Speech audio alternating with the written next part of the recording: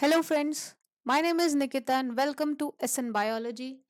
Exam booster series का आज होने वाला है एक इम्पॉर्टेंट लेक्चर जिसमें आज हम क्वेश्चन डिस्कस करेंगे जेनेटिक्स से। जेनेटिक्स के जो भी क्वेश्चंस होंगे उसको भी हम डिस्कस करेंगे और उनसे रिलेटेड जो भी उनसे कॉन्सेप्ट्स होंगे उनको भी डिस्कस करेंगे। इम्पॉर्टेंट साइंटिस्ट, उनके डिस्कवरीज, उनके एक्सपेरिमेंट्स क्या थे, कौन से ऑर्गेनिज्म का उन्होंने यूज़ किया। तो जेनेटिक्स का ये आज पार्ट 1 रहने वाला है जिसमें हम कुछ 25 क्वेश्चंस को डिस्कस करेंगे। पार्ट 2 में हम नेक्स्ट 25 क्वेश्चंस को डिस्कस करेंगे। तो आज के लेक्चर में हमारा जो टॉपिक रहने वाला है उसमें प्री मेंडेलियन जेनेटिक्स होगा, मेंडेलियन जेनेटिक्स होगा, रीडिस्कवरी किसने की थी मेंडल की, law of inheritance, hybrid vigour and heterosis, artificial hybridisation and back and test cross. तो आज के लेक्चर का हमारा ये टॉपिक रहने वाला है। तो चलिए वीडियो को स्टार्ट करते हैं। ये वीडियो हमारी आने वाले यूपी टीजीटी पीजीटी या फिर कोई भी जो हमारे टीजीटी पीजीटी लेवल के एग्जाम्स है उनके लिए बहुत हेल्पफुल रहने वाले हैं। तो आप पूरी सीरीज को ज़रूर फॉलो करें। चलिए देखते हैं हमारा आज का पहला question. Which theory of inheritance suggested that offsprings possess traits that are as an average और ब्लेंड ऑफ दियर पेरेंट्स। कौन सी थ्योरी ऐसे बोलती है कि जो ऑफस्प्रिंग्स के जो ट्रेट्स होते हैं वो पेरेंट्स में जो ट्रेट्स होते हैं उनका ब्लेंड होते हैं। तो हमारा आंसर क्या हो जाएगा? Blending theory. ब्लेंडिंग थ्योरी में बताया गया कि जो दो पेरेंट्स मान लो अगर एक्स वाई हैं, इनके बीच में अगर हाइब्रिडाइजेशन होता है, इनके बीच में मेटिंग होती है, तो जो ऑफस्प्रिंग बनेगा, तो ऑफस्प्रिंग में जो कैरेक्टर्स होंगे वो इन दोनों का ब्लेंड होंगे या फिर एवरेज होंगे। तो ये ब्लेंडिंग थ्योरी ढेर सारे साइंटिस्ट ने मिलके दिया था। म्यूटेशन थ्योरी की बात करें तो इसको किसने दिया था? यूगो डिवरीज ने। यूगो डिवरीज ने क्या दिया था? Mutation theory. देन आता है हमारा germ plasm theory. Germ plasm theory किसने दिया था? ये ऑगस्ट विशमन ने दिया था। ऑगस्ट विशमन ने दिया था, ठीक है। और पेन जेनेसिस थ्योरी ये दिया था डार्विन ने। हाँ, वही डार्विन जिन्होंने नेचुरल सिलेक्शन थ्योरी दिया था। Pangenesis theory, germ plasm theory August Weismann ने दिया था, ठीक है। क्वेश्चन नंबर सेकंड देखते हैं। क्वेश्चन नंबर 2 क्या है? According to Darwin's pangenesis theory the hereditary information was carried by. Darwin ने जो पेन जेनेसिस थ्योरी दिया था उसके अकॉर्डिंग जो हेरिडिटरी इंफॉर्मेशन होता है वो कौन कैरी करता है? तो डार्विन की जो पेन जेनेसिस थ्योरी थी उसमें क्या था कि every part of a body contains gemmules, ठीक है। Every part of body every every part of body क्या करता है? उनमें जेम्यूल्स होते हैं जिनको हम पेनजीन्स कहते हैं। ये प्रोड्यूस करते हैं, क्या प्रोड्यूस करते हैं? जेम्यूल्स, जेम्यूल्स या फिर पेनजीन्स, ठीक है। पेनजीन्स, ये पेनजीन्स क्या करते हैं? जो हमारे रिप्रोडक्टिव सेल होते हैं, जो रिप्रोडक्टिव सेल होते हैं उनमें इकट्ठे हो जाते हैं सारे पार्ट्स और वो प्रोड्यूस करते हैं न्यू ऑफस्प्रिंग्स और वो कैरेक्टर्स को हेरिडेट करते हैं। ये किसने बोला था? डार्विन की पेनजेनेसिस थ्योरी ने। तो इन्होंने बताया कि एवरी पार्ट, जितने भी हमारे बॉडी पार्ट्स होते हैं उनमें से जेम्यूल्स प्रोड्यूस होते हैं जिनको हम पेनजीन्स भी बोलते हैं। ये पेनजीन्स इकट्ठे होकर रिप्रोडक्टिव सेल में हेरिडिटरी इंफॉर्मेशन को कैरी करते हैं। तो इसका आंसर नंबर हो जाएगा B option, which is gemmules. Question number 3 देखते हैं। Who experimentally disapproved the inheritance of acquired characters through tail cutting experiment? Tail cutting experiment की बात करें तो ये किसने किया था? ऑगस्ट विशमैन ने। विशमैन ने क्या किया था टेल कटिंग एक्सपेरिमेंट में? इन्होंने एक माइस लिया, ठीक है। माइस की सेवरल जनरेशन तक इन्होंने क्या किया? टेल को कट किया। माइस की सेवरल जनरेशन तक इन्होंने टेल को कट किया। फिर भी इनका जो कंक्लूजन क्या निकला, जो भी नेक्स्ट जनरेशन में देखते हैं तो जो माइस था वो नॉर्मल टेल के साथ पैदा हुआ। तो इन्होंने क्या बताया कि डिसअप्रूव किया एक्वायर्ड कैरेक्टर वाले इनहेरिटेंस को। इन्होंने बताया कि कोई भी कैरेक्टर एक्वायर्ड नहीं होता, ठीक है। इन्होंने इस चीज को डिसअप्रूव किया। किसने किया था? ऑगस्ट विशमन ने। यहाँ पर बात आती है कि ये इनहेरिटेंस ऑफ एक्वायर्ड कैरेक्टर ये किसने दिया था? ये किसने दिया था हमारे? बताओ आप, किसने दिया था? आप लोग बताइए। अभी आगे है ये क्वेश्चन, ठीक है। तो हमारा क्वेश्चन नंबर हो जाएगा सी ऑप्शन, ठीक है। क्वेश्चन नंबर 4 देखते हैं। क्वेश्चन नंबर 4 है मेंडल से रिलेटेड। ये बहुत ही बेसिक क्वेश्चन है लेकिन ये इंपॉर्टेंट है, ठीक है। Which characteristic of pea flower enabled Mendel to obtain pure line with ease? कौन सा कैरेक्टरिस्टिक था पी फ्लावर का जो मेंडल को प्योर लाइन ऑब्टेन करने में इजीली हेल्पफुल रहा? तो वो क्या हुआ? क्लिस्टोगेमियन सेल्फ पॉलिनेशन। क्लिस्टोगेमियस कंडीशन क्या होता है? Closed flower. जब फ्लावर क्लोज्ड रहता है तो उसमें सेल्फ पॉलिनेशन ही होगा, और सेल्फ पॉलिनेशन होगा तो जो भी मिक्सिंग नहीं होगी कोई भी, ठीक है, तो उनको प्योर लाइन मिल गए, प्योर लाइन्स मिल गए, ठीक है। तो ये क्या हुआ था मेंडल का। नेक्स्ट क्वेश्चन नंबर 5 देखते हैं। Question number 5, which statement is correct? Darwin propose germ plasm theory, Weismann propose pangenesis theory, नहीं, Lamarck proposed inheritance of acquired characters. ये सही है। हमने अभी बोला था ना आपसे कि किसने दिया था, तो ये है, लैमार्क ने दिया था। लैमार्क ने क्या बोला था कि जो एक्वायर्ड कैरेक्टर्स होते हैं वो इनहेरिटेबल होते हैं, एक जनरेशन तक से दूसरे जनरेशन तक ट्रांसफर किए जाते हैं। और जर्म प्लाज्म थ्योरी किसने दिया था? अभी हमने पढ़ा। पेनजेनेसिस थ्योरी किसने दिया था? अभी हमने पढ़ा। मेंडल ने क्या किया था? म्यूटेशन थ्योरी नहीं दिया था, म्यूटेशन थ्योरी दिया था। ह्यूगो डिवरीज ने पेनजेनेसिस थ्योरी दिया था। डार्विन ने जर्म प्लाज्म थ्योरी दिया था। ऑगस्ट विशमन ने, ठीक है। तो क्वेश्चन नंबर 5 का हो जाएगा C option correct. Next question देखते हैं, ये इंपॉर्टेंट है हमारे लिए। ये क्वेश्चन से एक एक क्वेश्चन से हम ढेर सारी चीजों को डिस्कस कर लेंगे। क्वेश्चन नंबर 6 क्या है? How many contrasting characters were selected by Mendel? Mendel ने कितने कॉन्ट्रास्टिंग कैरेक्टर्स को सिलेक्ट किया था? तो हमारा आंसर हो जाएगा 7, ये सबको पता है। अभी कौन कौन से कैरेक्टर्स थे कॉन्ट्रास्टिंग, इनको हम डिस्कस कर लेते हैं। अच्छा, इससे पहले एक चीज बताइए कि ये जो 7 कॉन्ट्रास्टिंग कैरेक्टर्स थे, ये कितने क्रोमोसोम्स पे प्रेजेंट थे? जो ये 7 पेयर्स ऑफ कैरेक्टर्स थे, ये कितने क्रोमोसोम्स पे प्रेजेंट थे? ये प्रेजेंट थे 4 क्रोमोसोम्स पे, 4 क्रोमोसोम्स पे। ये 4 क्रोमोसोम्स कौन कौन से थे बताइए? 4 क्रोमोसोम्स कौन कौन से थे? Chromosome number 1, chromosome number 4, chromosome number 5 and chromosome number 7। 14 1 4 5 7, ये याद रखिएगा, ये इंपॉर्टेंट है। अभी जीआईसी के एग्जाम में ये क्वेश्चन आया था कि क्रोमोसोम नंबर कितने, क्रोमोसोम नंबर जो 7 पेयर ऑफ कॉन्ट्रास्टिंग कैरेक्टर्स थे वो कितने क्रोमोसोम नंबर्स पे प्रेजेंट थे और उनसे रिलेटेड क्या क्या कैरेक्टर्स को कोड करते थे। तो इससे हमको भी पता चल जाएगा कि कौन कौन से कॉन्ट्रास्टिंग कैरेक्टर्स भी थे। तो अगर क्रोमोसोम नंबर 1 की बात करें तो क्रोमोसोम नंबर किससे रिलेटेड था? फ्लावर कलर, ठीक है। उसके अलावा seed colour, seed colour. Then next chromosome number 4 से कौन कौन से कैरेक्टर्स थे? प्लांट की height, plant height, plant height. Second क्या था? ये था फ्लावर का position, position of flower, position of flower. Then third इसका क्या था? थर्ड था पॉड का शेप, पॉड का शेप, ठीक है। कुछ क्रोमोसोम नंबर 5 पे क्या था? सिर्फ एक कैरेक्टर था, पॉड का शेप, पॉड का कलर, ठीक है, पॉड का शेप हो गया, पॉड का कलर। और क्रोमोसोम नंबर पे अगेन एक था, इसमें था सीड का शेप। तो ये हमारे 7 कॉन्ट्रास्टिंग ट्रेड्स भी हो गए, और किससे कौन से क्रोमोसोम को कोड कर रहा है वो भी हो गया। ये इंपॉर्टेंट है, ठीक है। इसी में हम देख लेते हैं ये कॉन्ट्रास्टिंग ट्रेड्स कौन कौन से थे इसके, ठीक है।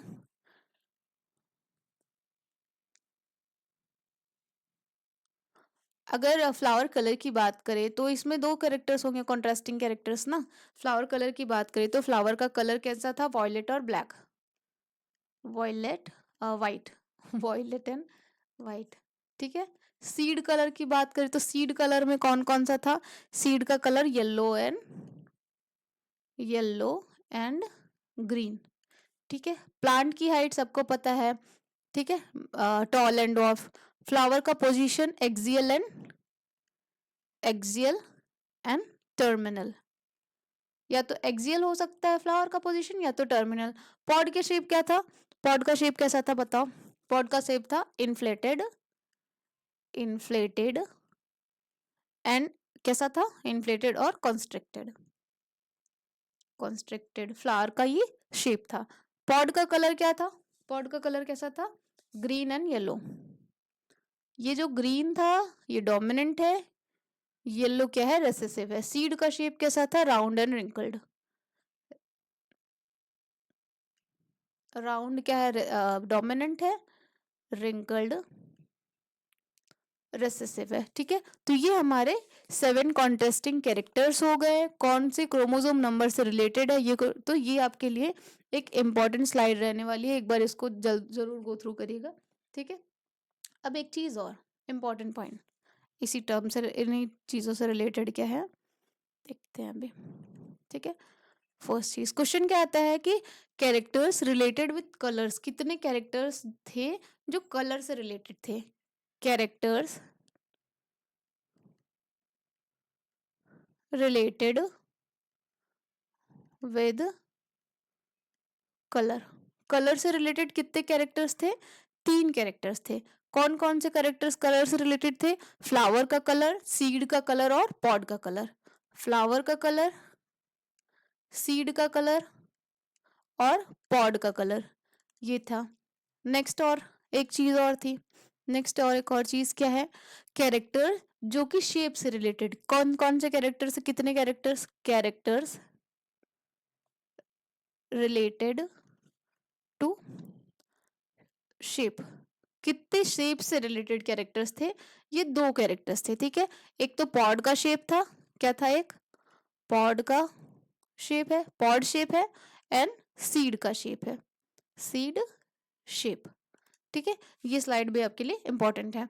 अभी हमने क्या क्या डिस्कस किया, 7 कॉन्ट्रास्टिंग कैरेक्टर्स उन्होंने लिए थे, 7 pairs of contrasting characters present कहाँ थे, 4 chromosome, 4 different types of chromosomes पे प्रेजेंट थे। कौन कौन से क्रोमोसोम, 1, 4, 5 और 7। क्रोमोसोम नंबर 1 पे फ्लावर कलर था, क्रोमोसोम नंबर 1 पे सीड कलर था, 2 कैरेक्टर्स थे। क्रोमोसोम 4 पे 3 कैरेक्टर्स थे, प्लांट की हाइट, फ्लावर का पोजीशन एंड पॉड का शेप। क्रोमोसोम नंबर 5 पे पॉड का कलर था एंड क्रोमोसोम नंबर 7 पे सीड का शेप था। तो ये हमारे लिए हो गया। और हमने क्या देखा, कैरेक्टर्स जो कलर से रिलेटेड कितने कैरेक्टर्स थे, 3 कैरेक्टर्स थे, और शेप से रिलेटेड 2 कैरेक्टर्स थे। तो ये हमारा क्वेश्चन नंबर 6 रहा। नेक्स्ट को चलते हैं क्वेश्चन नंबर 7 के लिए।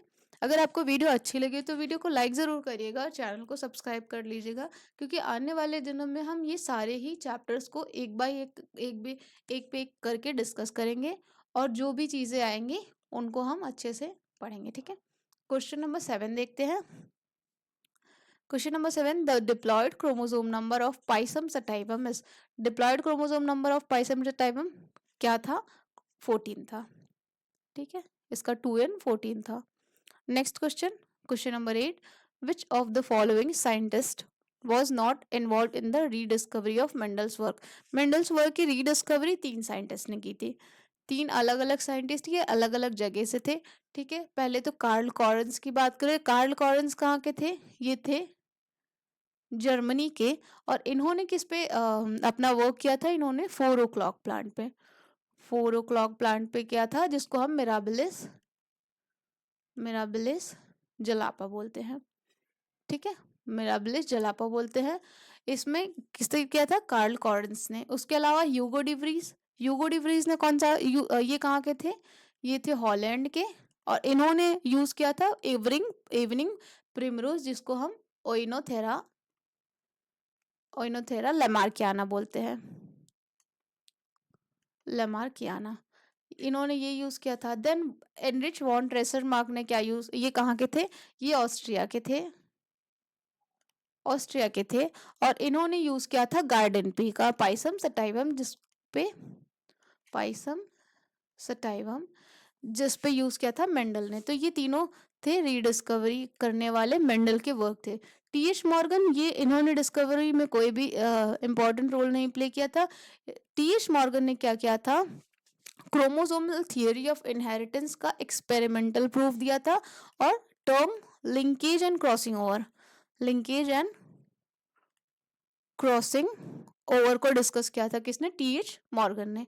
ठीक है, नेक्स्ट क्वेश्चन देखते हैं, question number 9, the term genetics was coined bye, term genetics किसने दिया था, टर्म जेनेटिक्स किसने दिया था, मेंडल ने हमारा क्या दिया था, इनहेरिटेंस का दिया था। ठीक है, मेंडल ने क्या दिया था, इनहेरिटेंस का। बेटसन, इन्होंने टर्म जेनेटिक्स दिया था। टी.एच. मॉर्गन ने वही क्रोमोसोमल थियरी ऑफ इनहेरिटेंस को एक्सपेरिमेंटल प्रूव किया था। जोहेंसन ने टर्म जीन के बारे में बताया था। ठीक है, जीन के बारे में किसने बताया था? जोहानसन ने। जीनोटाइप और फिनोटाइप के बारे में भी जोहानसन ने ही बताया था। Term gene, genotype and phenotype, इसके बारे में किसने बताया था? ये बताया था जोहानसन ने। ठीक है, बेटसन एंड पुलेट ने कपलिंग एंड रिपल्सन थ्योरी दिया था। ओके, और किसका यूज किया था इन्होंने? Term genetics.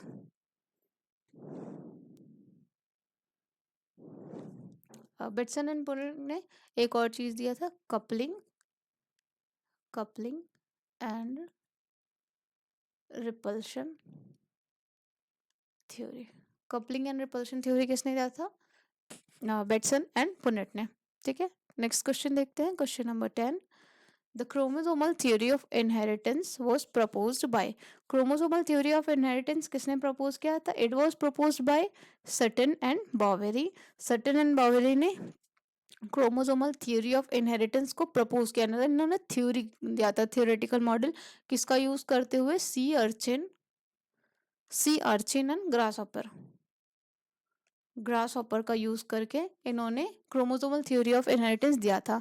देन उसके बाद टी एच मॉर्गन ने क्या किया था? टी एच मॉर्गन ने ड्रोसोफिला का यूज किया था। ड्रोसोफिला यूज किया था इस थ्योरी को एक्सपेरिमेंटल प्रूफ करने के लिए। एक्सपेरिमेंटल, तो अभी क्वेश्चन में क्या पूछ ले कि एक्सपेरिमेंटल एविडेंस किसने दिया था? तो क्रोमोसोमल थ्योरी का ये टी.एच. मॉर्गन ने, लेकिन थ्योरी प्रेजेंट किसने किया था? सटन एंड बॉवेरी ने। ठीक है, नेक्स्ट क्वेश्चन देखते हैं, question number 11। Which contrasting characters belong to pod morphology? कौन सा कैरेक्टर पॉड की मॉर्फोलॉजी से बिलोंग करता है? तो ये था इन्फ्लेटेड और कॉन्स्ट्रक्टेड। ठीक है, नेक्स्ट क्वेश्चन देखते हैं, question number 12। Which law explains reappearance of recessive phenotype in F2 generation? कौन सा लॉ एक्सप्लेन करता है रेसेसिव फिनोटाइप का F2 जनरेशन में रीअपियर करना? ठीक है, अगर लॉ ऑफ डोमिनेंस की बात करें तो लॉ ऑफ डोमिनेंस में दोनों जो पेरेंट्स होते हैं वो होमोजाइगस होते हैं। कैपिटल टी स्मॉल टी को हमने अगर मेट हाइब्रिडाइज कराया, मेट कराया, तो कैपिटल टी स्मॉल टी, तो ये सारे जो F1 जनरेशन में होते हैं वो सारे डोमिनेंट होते हैं। तो इसमें हम लॉ ऑफ डोमिनेंस में F1 जनरेशन की, लॉ ऑफ सेग्रीगेशन इसको हम law of purity of gamete भी बोलते हैं, प्योरिटी ऑफ गैमीट। ये होगा हमारा आंसर। इसमें क्या होता है? Law of parity of gamete में हमने देखा, अगर कैपिटल टी स्मॉल टी, तो इसमें क्या होता है कि अगर इन दोनों की मीटिंग हुई तो कैपिटल टी स्मॉल टी, ये हमारा F1 जनरेशन हो गया। F1 जनरेशन में जब गैमीट्स अलग अलग होते हैं तो इनमें कोई मिक्सिंग नहीं होती। ठीक है, अब मिक्सिंग नहीं होगी तो उसके अलावा ये जो कैरेक्टर्स होंगे ये अलग अलग रहेंगे, इनमें कोई भी ब्लेंडिंग नहीं होती है, तो इसमें रीअपियर हो जाते हैं। अभी कैपिटल टी स्मॉल टी का अगर हमने कैपिटल टी स्मॉल टी से अगेन किया तो कैपिटल टी स्मॉल टी, ये हेटेरोजाइगोट हो गया। कैपिटल टी स्मॉल टी ये भी हेटेरोजाइगोस हो गया। और ये स्मॉल टी ये रेसेसिव होमोजाइगस कहाँ पे आया? F2 जनरेशन में। तो इसका आंसर क्या हो? Law of segregation.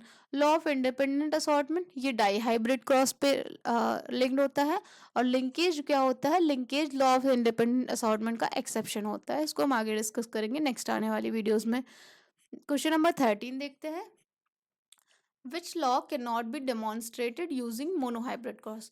कुछ ऑप्शन नंबर सी, क्योंकि जो लॉ ऑफ इंडिपेंडेंट असॉर्टमेंट होता है इसमें हम डाई हाइब्रिड क्रॉस परफॉर्म करते हैं। डाई हाइब्रिड क्रॉस क्यों परफॉर्म करते हैं? जो लॉ ऑफ इंडिपेंडेंट असॉर्टमेंट होता है वो क्या बोलता है कि किसी भी हम दो कैरेक्टर्स को अगर साथ साथ में स्टडी कर रहे हैं तो इनमें कोई भी ब्लेंडिंग नहीं होती, इनमें कोई भी मिक्सिंग नहीं होती, वो independently generation to generation assort करते हैं, एक दूसरे से अलग अलग रहते हैं, इनमें कोई भी मिक्सिंग नहीं होती है। ठीक है, तो ये हमारा हो गया क्वेश्चन नंबर 13 का C option correct. Question number 14 देखते हैं। An allele is best defined as, allele क्या होता है? मान लो क्रोमोसोम है, क्रोमोसोम में alternative form of gene, alternative form of genes, मान लो ये एक जीन यहाँ पे, एक जीन यहाँ पे, तो एक ही क्रोमोसोम के ऑल्टरनेटिव फॉर्म ऑफ जीन्स को हम एलील्स बोलते हैं। क्वेश्चन नंबर 15 देखते हैं, असर्शन रीजन। असर्शन क्या है? Homozygous individuals produce one type of gametes. Homozygous individuals, मान लो हमने ये ले लिया कैपिटल टी, तो इनमें टाइप ऑफ गैमीट क्या होगा? एक ही होगा।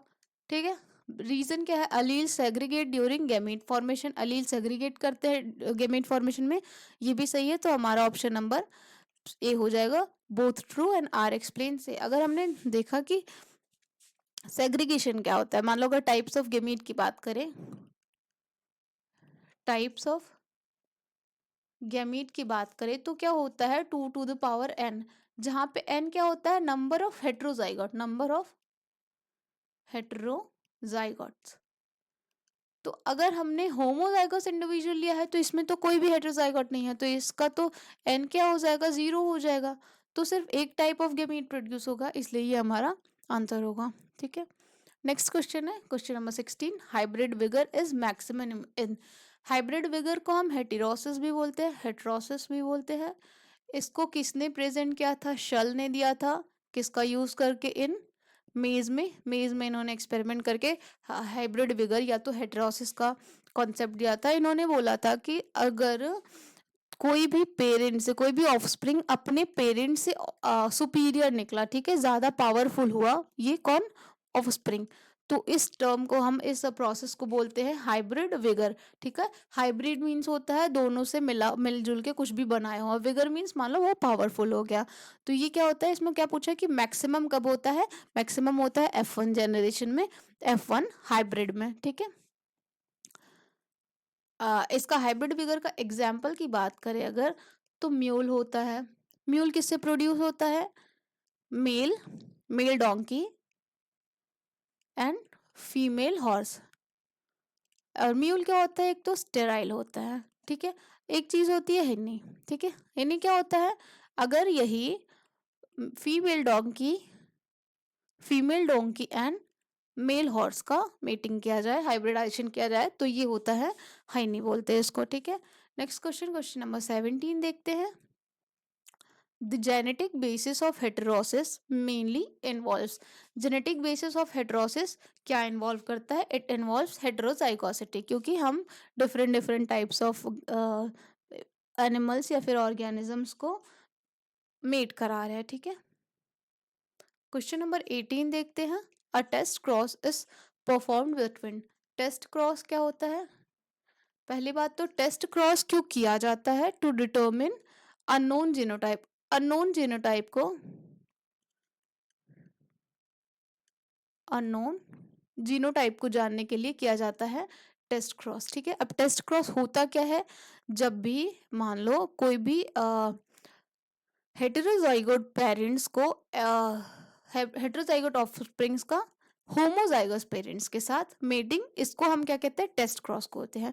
अगर यहाँ पे इसकी जगह मान लो स्मॉल टी की जगह अगर कैपिटल टी यूज कर लिया, होमोजाइगस डोमिनेंट यूज कर लिया, तो उसको हम कहते हैं आउट क्रॉस। टेस्ट क्रॉस क्या होता है, ये होता है, और आउट क्रॉस क्या होता है, कैपिटल टी स्मॉल टी का अगर हेटेरोजाइगोट का होमोजाइगोट डोमिनेंट के साथ कर लिया तो ये आउट क्रॉस हो गया, होमोजाइगोट रेसेसिव के साथ कर लिया तो ये हो गया टेस्ट क्रॉस। हमसे क्या पूछा है, टेस्ट क्रॉस, तो हाइब्रिड का होमोजाइगस रेसेसिव के साथ, होमोजाइगस डोमिनेंट के साथ क्या होगा, आउट क्रॉस। ठीक है, नेक्स्ट क्वेश्चन देखते हैं, question number 19, which genotype can produce only one type of gamete, type of gamete अभी हमने देखा क्या होता है, 2 to the power n, n क्या है यहाँ पे, नंबर ऑफ हेट्रोजाइगोट, कितने हेट्रोजाइगोट्स हैं, तो इसमें हेट्रोजाइगोट्स कितने, एक ये है और एक ये है, तो n इज इक्वल्स टू 2, तो इसका टाइप ऑफ गेमीट क्या हो जाएगा, 2 to the power 2 is equals to 4। ठीक है, इसमें नंबर ऑफ हेट्रोजाइगोट कितना है, n is equals to 0, heterozygote है ही नहीं, तो क्या हो जाएगा, इसको टाइप ऑफ गेमीट इसमें क्या हो जाएगा, एक हो जाएगा। इसमें क्या है, n is equals to 1, then type of gamete 2 to the power 1 which is 2। Again इसमें भी यही n इज इक्वल्स टू 1, तो इसमें टाइप ऑफ गेमीट दो होंगे। हमारे क्वेश्चन में क्या पूछा है, only one type of gamete, तो हमारा ऑप्शन नंबर बी हो जाएगा correct answer. Next question, question number 20, the probability of obtaining homozygous dominant offspring from capital T small t and capital T small t is, probability के questions example में हमारे exams में हमारे important होते हैं, तो प्रोबेबिलिटी के लिए हमको क्या करना होता है, अगर प्रोबेबिलिटी डिसाइड करनी है तो हमको यूज करना है number of desired events,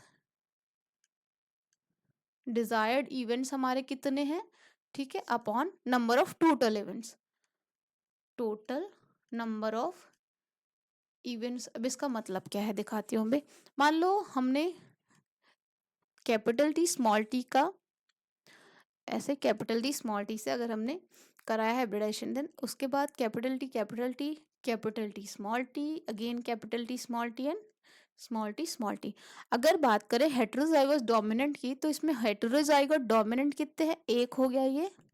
heterozygous dominant क्या हुआ, एक हो गया, और दो हेटेरोजाइगस डोमिनेंट।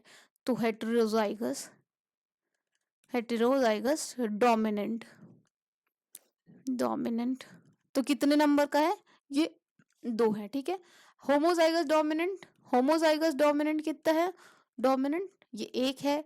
होमोजाइगस रेसेसिव कितना है, होमोजाइगस रेसेसिव ये कितना है, ये एक है। हमारे क्वेश्चन में क्या पूछा है, प्रोबेबिलिटी किसका ऑब्टेन, होमोजाइगस डोमिनेंट को ऑब्टेन करने की प्रोबेबिलिटी।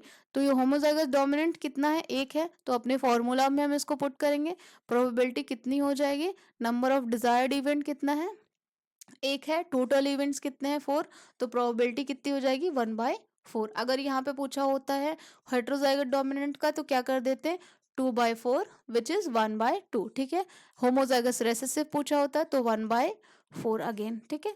आई होप ये क्वेश्चन समझ में होगा, अगर नहीं समझ आया तो वीडियो को एक बार आप फिर से बैक करके देख लीजिएगा। नेक्स्ट क्वेश्चन देखते हैं, question number 21। A single gene affecting more than one genotype is called. एक जीन है, मान लो एक जीन है, ये एक से ज्यादा कैरेक्टर्स को क्या करता है, अफेक्ट कर रहा है, तो इस हम फिनोमेना को बोलते हैं प्लियोट्रॉपिक जीन, ठीक है। ऐसे जीन्स को क्या बोलते हैं, प्लियोट्रॉपिक जीन्स। एक होता है क्या है, प्लियोट्रॉपिक जीन, ये होता है प्लियोट्रॉपिक जीन। क्वेश्चन नंबर 22 देखते हैं। The genes are located on chromosomes, it was discovered by. Genes जो होते हैं वो क्रोमोसोम्स पे लोकेटेड होते हैं, ये किसको डिस्कवर किया था, it was discovered bye Jacob and Morgan ने, ठीक है। मॉर्गन एंड ब्रिजेस ने, हमने क्या अभी देखा, टीएच मॉर्गन ने क्रॉस एक्सपेरिमेंटल वेरिफिकेशन दिया था, वॉटसन एंड क्रिक ने डबल स्ट्रैंडेड डीएनए दिया था, ठीक है। टीएच मॉर्गन ने दिया था, मॉर्गन एंड ब्रिजेस की बात नहीं है, टीएच मॉर्गन ने क्रोमोसोमल थ्योरी ऑफ इनहेरिटेंस दिया था, एक्सपेरिमेंटल। नेक्स्ट देखते हैं question number 23। In a monohybrid cross involving complete dominance phenotypic ratio, monohybrid cross अगर परफॉर्म कर रहे हैं कंप्लीट डोमिनेंस वाला, तो कैपिटल टी के हमारे ये हो गया, स्मॉल टी है, अगर इसको देखा तो ये आया। देन अगर हम मोनोहाइब्रिड क्रॉस की बात कर रहे हैं, ठीक है, तो मोनोहाइब्रिड क्रॉस में इसका कैपिटल टी स्मॉल टी, इन दोनों का क्रॉस करा तो कैपिटल टी वही चीज़ है, ठीक है, ये आएगा। तो इसमें क्या पूछा है, फिनोटिपिक रेशियो, तो फिनोटिपिक रेशियो क्या हो जाएगा, क्या हो जाएगा, फिनोटाइप्स कितने, ये तीनों डोमिनेंट है, ठीक है, कंप्लीट डोमिनेंस शो कर रहा है ना, तो ये तीनों डोमिनेंट 3 हो जाएगा, और ये रिसेसिव तो 1 हो जाएगा। जीनोटिपिक रेशियो के बाद पूछता तो एक डोमिनेंट है 1, दो हेटेरोजाइगस डोमिनेंट है 1:2:1, ठीक है। फिनोटिपिक रेशियो ये होगा अगर, ठीक है। अगर यही क्वेश्चन में ये कंप्लीट डोमिनेंस लिख के ना लिख के कुछ और देता, मान लो यहाँ पे लिख देता अगर इनकम्प्लीट डोमिनेंस, इनकम्प्लीट डोमिनेंस या फिर को डोमिनेंस, तो ये जो हमारा F2 का रेशियो है ये क्या होता, ये चेंज होता कि नहीं होता, आप बताइए। ऑब्वियसली चेंज होता, क्योंकि हमारे जो लॉज हैं और जो भी कैरेक्टर्स हैं इनकम्प्लीट डोमिनेंस और को डोमिनेंस में अलग अलग हो जाते हैं। ये आज नहीं, ये मैं आने वाले लेक्चर्स में सेकंड पार्ट जब होगा तो उसमें हम इनकम्प्लीट डोमिनेंस को डोमिनेंस सब कुछ डिस्कस करेंगे, तो आप वो वीडियो को भी ज़रूर देखिएगा। उसके लिए आप चैनल को सब्सक्राइब कर सकते हैं, सो दैट आने वाली वीडियोज़ आपसे मिस ना हो। हमारा क्वेश्चन नंबर 24 देखते हैं, जिसमें हम आर्टिफिशियल हाइब्रिडाइजेशन के बारे में देखेंगे। Artificial hybridization is primarily employed in plant breeding too. Artificial hybridisation क्यों किया जाता है ये पूछ रहा है। अगर हम आर्टिफिशियल हाइब्रिडेशन कर रहे हैं तो हमको कोई भी एक सिलेक्टेबल या डिजायर्ड एक ट्रेट होता है, उसको चाहते हैं हम, उसके लिए हम आर्टिफिशियल हाइब्रिडेशन करते हैं। तो इसका आंसर हो जाएगा combined desirable traits from selected parents. मान लो सिलेक्टेड पेरेंट्स से हमको डिजायरेबल ट्रेट्स चाहिए, तो उसके लिए हम क्या करते हैं, आर्टिफिशियल हाइब्रिडेशन। आर्टिफिशियल हाइब्रिडेशन के स्टेप्स की बात करें तो वो क्या होता है, पहले हमने पहले डिसाइड कर लिया कि हमारा डिजायरेबल प्लांट क्या है, तो हमने पहले क्या किया, प्लांट को अपना कलेक्ट कर लिया कौन सा प्लांट हमको चाहिए, उसको हमने चूज कर लिया, ठीक है। अब वो प्लांट बाइसेक्सुअल है या यूनिसेक्सुअल, अगर बाइसेक्सुअल प्लांट है तो उसमें हमको करनी पड़ेगी इमैस्कुलेशन। इमैस्कुलेशन क्या होगा? रिमूवल ऑफ एंथर, ठीक है। रिमूवल ऑफ एंथर क्या होता है? इमैस्कुलेशन। इमैस्कुलेशन किया प्लांट में, उसके बाद हम करते हैं बैगिंग। बैगिंग क्या होता है? बैगिंग हम फीमेल फ्लावर को कवर कर देते हैं सो दैट कोई भी बाहर का पॉलन ग्रेन आके इससे हाइब्रिडाइज ना कर सके, फर्टिलाइजेशन को प्रिवेंट करने के लिए, ठीक है। तो अब हम अपने क्वेश्चन पे आ जाते हैं। स्टेटमेंट बेस्ड क्वेश्चन है। फर्स्ट स्टेटमेंट दिया है, emasculation is unnecessary in bisexual flower. Bisexual flowers क्या होते हैं? जिन फ्लावर्स में मेल एंड फीमेल दोनों पार्ट होते हैं। तो क्या अननेसेसरी होता है? नहीं। अगर यहाँ पे यूनिसेक्सुअल होता तो सही होता है। बाइसेक्सुअल फ्लावर में इमैस्कुलेशन किया जाता है। इमैस्कुलेशन क्या है? रिमूवल ऑफ एंथर, ठीक है। Bagging is essential after emasculation, ये सही है, ये गलत स्टेटमेंट है। तो first is false and second is true. तो आज का हमारा ये रहने वाला है लास्ट क्वेश्चन। आने वाले वीडियोस में हम और भी क्वेश्चंस को डिस्कस करेंगे, जिसमें हम इनकम्प्लीट डोमिनेंस और को डोमिनेंस, लिंकेज, क्रॉसिंग और सारी चीज़ों को, जितने भी और टॉपिक्स हैं और हमारे इनहेरिटेंस से रिलेटेड जो भी डिजीज़ होंगे उनको डिस्कस करेंगे। तो वीडियो को लास्ट तक ज़रूर देखिएगा। और आने वाली वीडियोस पे कनेक्टेड रहने के लिए आप चैनल को सब्सक्राइब कर सकते हैं। अगर वीडियो अच्छी लगी हो तो वीडियो को ज़रूर लाइक करिएगा। Thank you so much for watching.